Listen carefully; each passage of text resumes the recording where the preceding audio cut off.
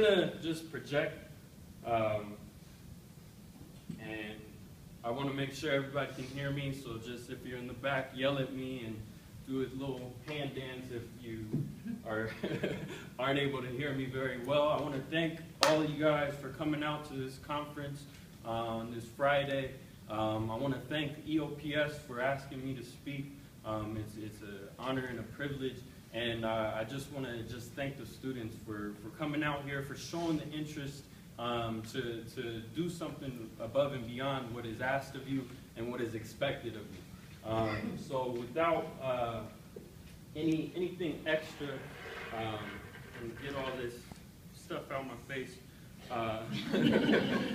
you know, we're here at an important conference. It's a leadership conference. And so it's important for us to know what leadership is, to be able to define it. And a lot of people have different definitions of leadership. When people think of it, generally you see a position, a speaker, someone who's in, you know,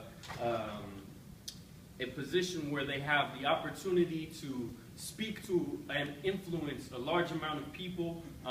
You know, usually they are considered to be very charismatic in a certain type of sense. And so the typical leader is that public figure, that person who can address a crowd, that person who can get everybody in the group moving or rally. But for me, I have a real different definition of what a leader is. A leader doesn't have to be the person at the front of the show.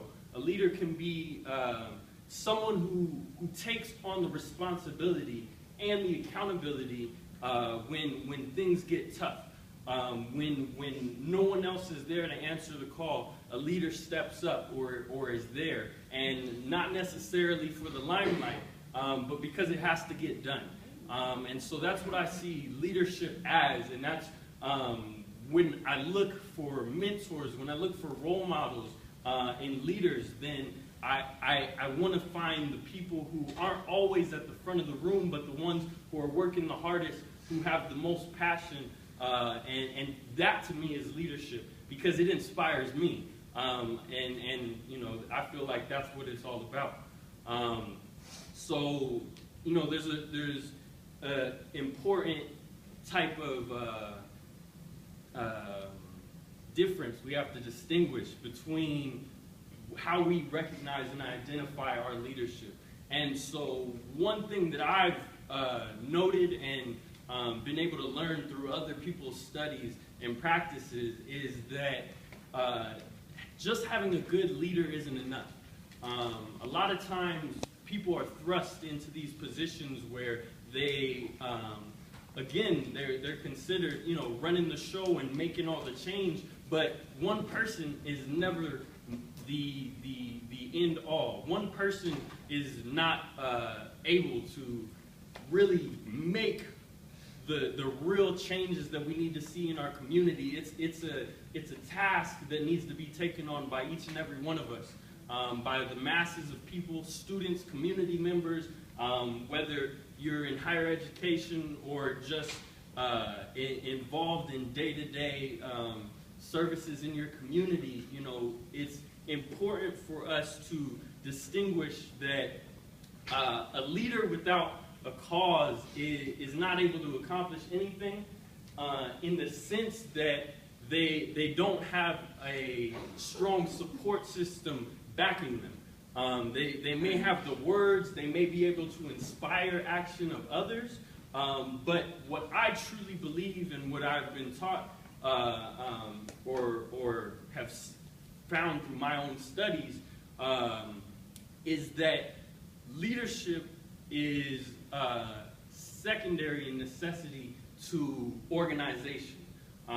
You know, we always see the individual at the head, but it's the people behind that person who are applying the actual teachings and practices of that spokesperson or that mouthpiece and making it really work, making it be put into effect.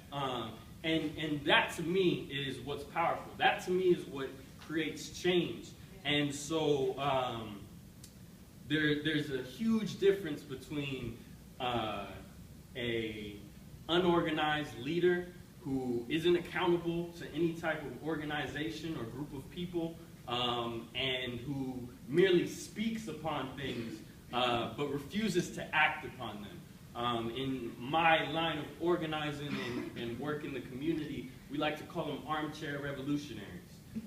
They like to sit back and come up with these amazing analyses and different approaches for what's wrong with community colleges or what's wrong with our communities, and they may come up with some type of solution, but that's as far as it goes. They expect others to perform their work, or they don't have any type of structured organization backing them to implement those proposed solutions. Because we got to remember that nothing ever, it's one of those little war terms, no plan basically goes to plan once it hits action, once it hits the battlefield.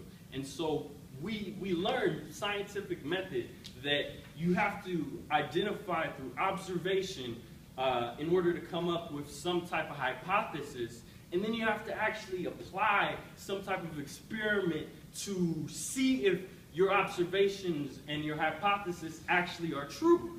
And if they are untrue, then you have to create some type of new way or new system, evolve your strategy, evolve your hypothesis in order to meet the ever-changing landscape and environment. And so I think as a social, academic community, as students, as administrators, as faculty, we must always be involved in this culture of self-improvement, where it requires us to not only make the observations, but to implement them and then observe what we've implemented to see if it works and to see how we can continue to improve it and come up with some type of better system.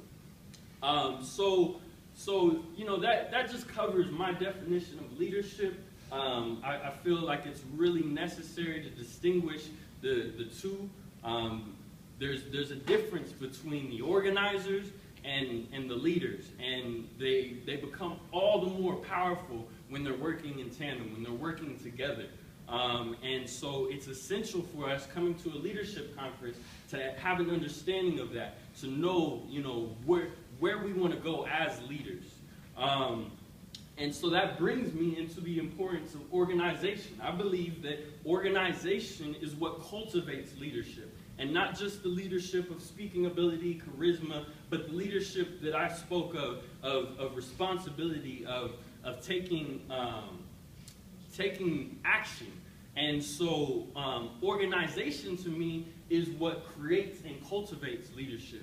It takes people who were at once, unknowing of a certain cause or just coming into a certain field of work, as they gain experience, as they gain knowledge in that field, then they become more comfortable advocating what they're speaking about or what they're learning about and participating in, and eventually become a leader in that field, which is perfectly exemplified earlier by our president saying that before she did not even want to speak in her own classes.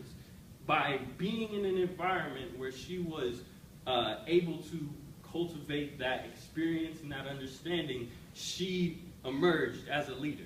And so organization to me is that highest expression of how we're actually going to create change. Because that's what leadership is about, you know what I mean? We don't want to just be leaders to have the limelight or to be up there for the show. We're not entertainers. We're here to make change. We're here to do things. And so, earlier Michael said we got a lot of work to do, and that's the truth. And we got to start coming up with solutions to that work. And we do that through organization.